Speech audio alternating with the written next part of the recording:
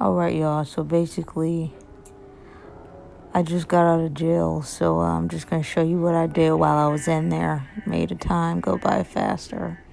So this is for the beginner, new inmate. You just do regular push-ups, but as time goes by, you're going to want to get a little jazzier.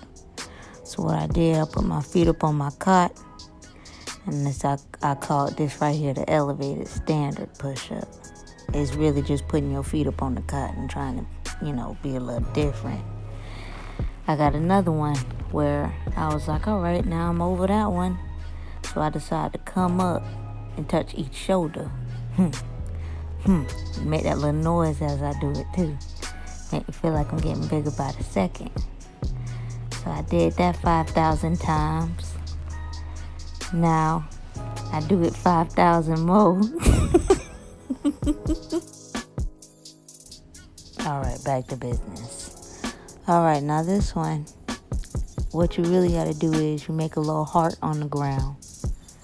Then you do some more push-ups. Now I call it diamond, but it's really a heart. Alright, because I just adored doing push-ups while I was in here. Now I ain't gonna lie, I was running out of stuff.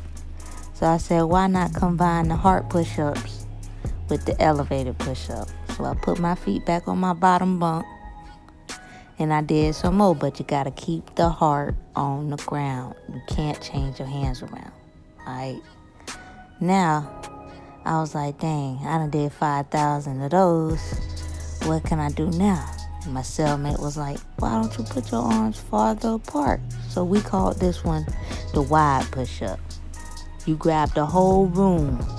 One arm on the left side, the other arm on the right side. And you just do some more push-ups. Now, I lose my creativity and I got to go back to just adding the elevated on everything. So that's we back to doing that right here.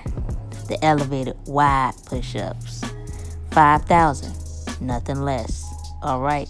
Now we're going to move into the next one. Now this right here, I only did this while I was alone. My cellmate was nowhere near the room when I was doing these type, but this called a downhill. And I called it that because just in case anybody came in the room. All right, for real. I really only did this while I was alone. All right. Now, I know you was thinking, oh, you about to do the elevated. No, ain't no elevated. We doing fingertips. The floor dirty. So I'm not putting my whole hand on the floor no more. They ain't clean my cell, so I'm finna call this the fingertip push-up. Make me feel a little stronger, something different. All right, now, this is called the low shifter.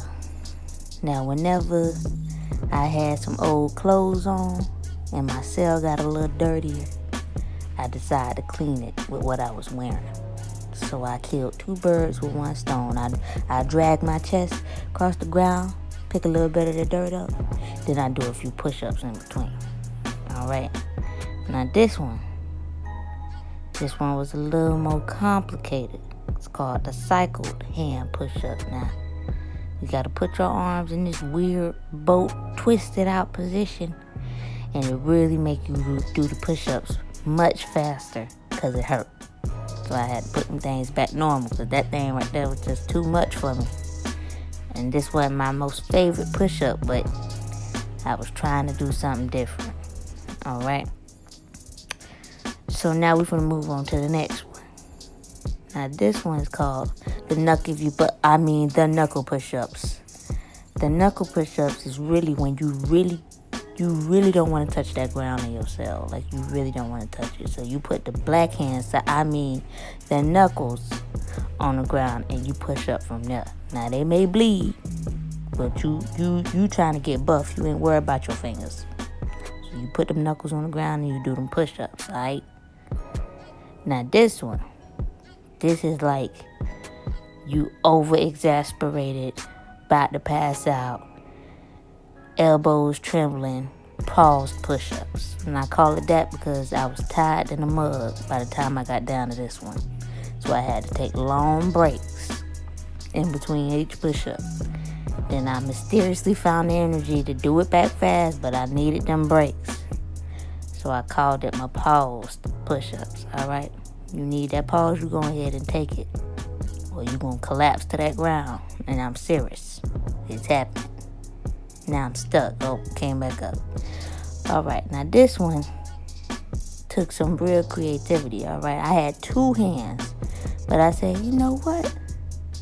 I see people do stuff with 1 hand all the time. I'm finna do a push-up with 1 hand. So I decided to switch sides because that bit got tied in the mud.